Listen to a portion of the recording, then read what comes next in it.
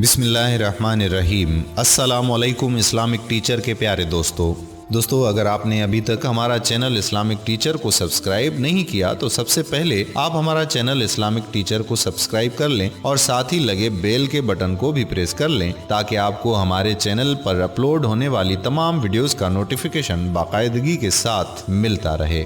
آج کی ویڈیو جو ہم نے بنائی ہے وہ گلگت بلتستان میں پیش آنے والے واقعے کے متعلق ہے۔ یہ واقعہ ایک قبر اور ایک عورت کے حوالے سے ہے اور اس میں ہم تمام مسلمانوں کے لیے عبرت کا نشان ہے۔ واقعہ ہم اس طرح سے شروع کرتے ہیں کہ ایک آدمی کا ایک دن قبرستان سے گزر ہوا۔ اس آدمی نے قبر سے یہ آواز سنی کہ میں زندہ ہوں، مجھے قبر سے باہر نکالو۔ اس آدمی نے اس کو اپنا وہم سمجھا، پھر وہ آگے بڑھنے لگا۔ اس نے دوبارہ سے پھر وہی آواز سنی جو یہ پکار رہی تھی کہ میں زندہ ہوں اور مجھے باہر نکال دو۔ وہ آدمی بہت پریشان ہوا، اس کو ابھی بھی یقین نہ آیا کہ یہ اس کا وہم ہے یا واقعی قبر میں سے اس کو کوئی پکار رہا ہے۔ وہ آدمی بستی سے باہر گیا اور کچھ لوگوں کو اپنے ساتھ لے کر آیا اور پھر سب کے سامنے اس نے آواز سنی اور ان سب کو یقین ہو گیا کہ واقعی اندر کوئی آواز دے رہا ہے۔ اب جب وہ آدمی قبر کو کھولنے لگے تو رک گئے کہ کیا اسلام میں یہ جائز ہے یا نہیں کہ قبر کو کھودا جائے۔ وہ تمام لوگ امام مسجد کے پاس پہنچے۔ امام مسجد کے سامنے سارا واقعہ بیان کیا گیا تو امام مسجد نے یہ فتویٰ جاری کیا کہ اگر آپ لوگوں کو یقین ہے کہ وہ عورت جو آواز آ رہی ہے وہ زندہ ہے، وہ پکار رہی ہے، تو قبر کھودنے کے اندر کوئی مذائقہ نہیں ہے۔ آپ قبر کو کھول دیجئے اور قبر کو دیکھ لیں کیا معجزہ ہے اور کون اندر سے بول رہا ہے۔ وہ تمام لوگ مولانا صاحب سے فتویٰ حاصل کرنے کے بعد قبر پر پہنچے اور قبر کھودنا شروع کی۔ جیسے ہی قبر آہستہ آہستہ کھودتی گئی تو آواز مزید تیز ہوتی گئی، حتیٰ کہ جب قبر سے تختے کو ہٹا لیا گیا تو لوگوں نے دیکھا کہ ایک عورت قبر کے اندر بیٹھی ہوئی ہے۔ قبر کھلتے ہی اس نے لوگوں کو مخاطب کیا کہ کوئی میرے گھر سے کپڑے لے کر آئے۔ وہ آدمی اس کے گھر کی جانب بھاگے اور گھر والے بھی ان آدمیوں کے ساتھ قبرستان پہنچے۔ قبرستان پہنچنے پر وہ کپڑے اس قبر کی اندر پھینک دیے گئے اور عورت نے وہ کپڑے فوراً پہن لیے۔ کپڑے پہنتے ہی اس نے اپنے گھر کی جانب بھاگنا شروع کر دیا۔ تمام لوگ اس کی جانب بھاگتے گئے۔ ساری دنیا نے یہ منظر دیکھا۔ وہ گھر کے اندر داخل ہوتے ہی گھر کے اندر کمرے میں اس نے کنڈی لگا دی۔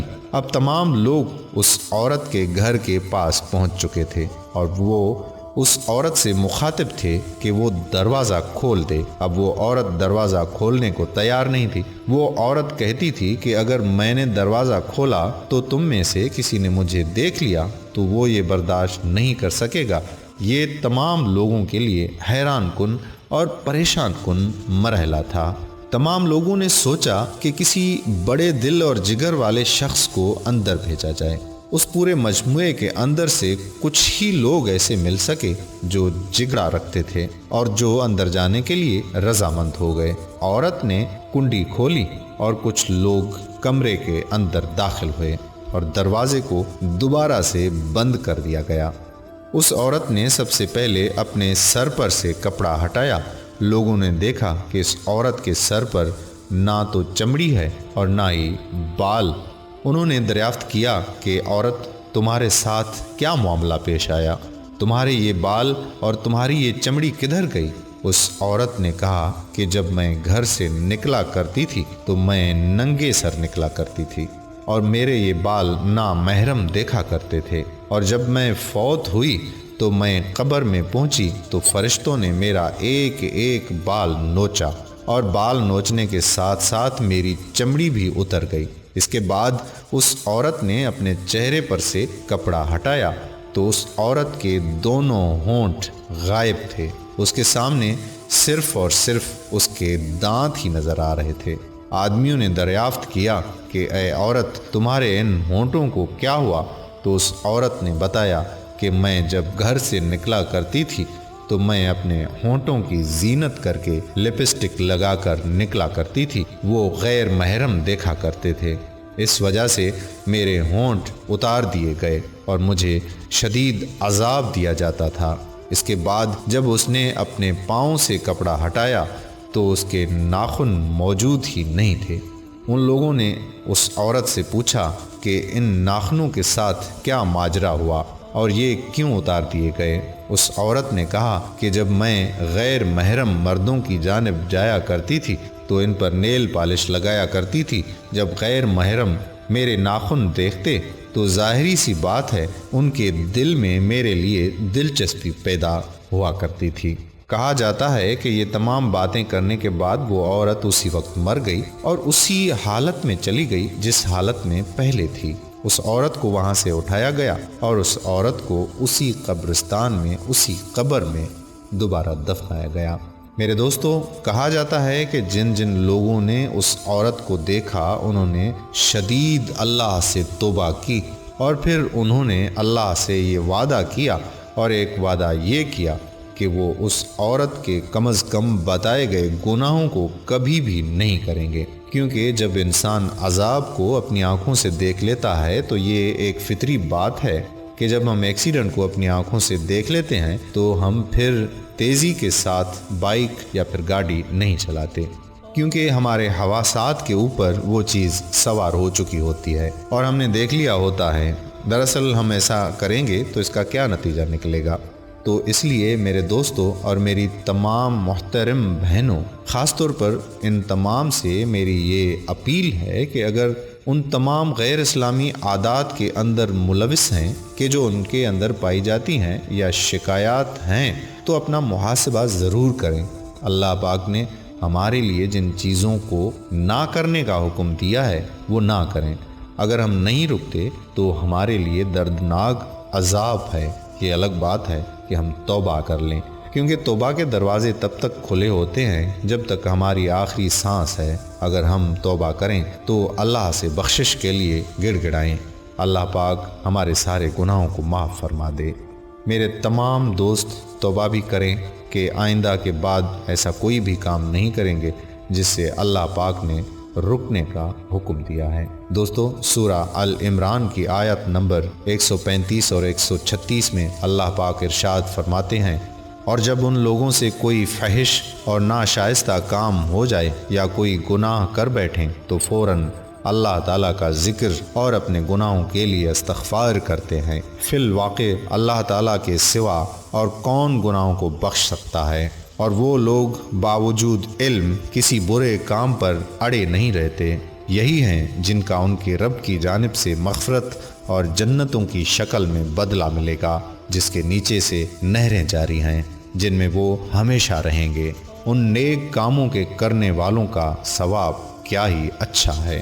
ہمارے پیارے آقا حضرت محمد مصطفیٰ صلی اللہ علیہ وآلہ وسلم بھی ارشاد فرماتے ہیں، ابو ہریرہ رضی اللہ تعالیٰ عنہ بیان کرتے ہیں کہ میں نے نبی کریم صلی اللہ علیہ وآلہ وسلم کو فرماتے ہوئے سنا کہ ایک بندہ گناہ پر بیٹھا یا کہا کہ ایک بندے نے گناہ کر لیا تو کہنے لگا کہ اے میرے رب، میں نے گناہ کر لیا ہے، یا فرمایا کہ مجھ سے گناہ ہو گیا ہے، تو مجھے بخش دے۔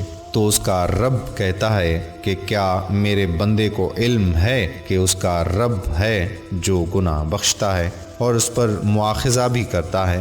میں نے اپنے بندے کو بخش دیا۔ پھر جتنا اللہ تعالیٰ نے چاہا وہ بندہ رکا رہا، پھر گناہ کر بیٹھا یا فرمایا اس سے گناہ ہو گیا تو کہنے لگا کہ میرے رب، میں نے گناہ کر لیا ہے، مجھے معاف کر دے۔ تو اللہ تعالیٰ کہتا ہے کہ کیا میرے بندے کو علم ہے کہ اس کا کوئی رب ہے جو گناہوں کو بخشتا ہے اور ان کی سزا بھی دیتا ہے؟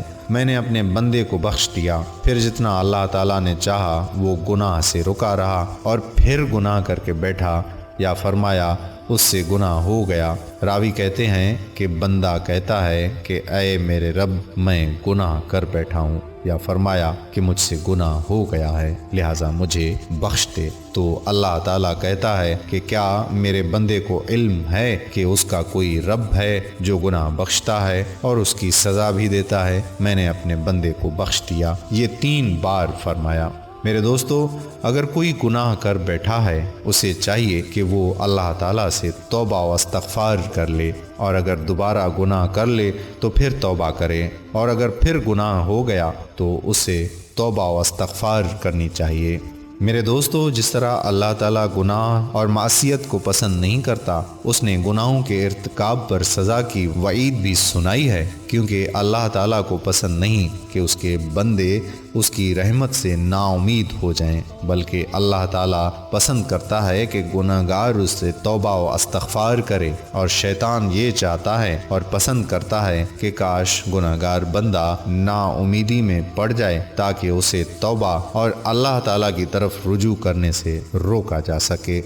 آخر میں دوستو، یہ سارا واقعہ سنانے کے بعد اپنی بہنوں سے بھی کہیں گے کہ اللہ کی جانب لوٹ آئیں، اس کی جانب لوٹ آئیں اس سے پہلے کہ زندگی تمام ہو جائے اور پھر توبہ کا دروازہ ہی بند ہو جائے۔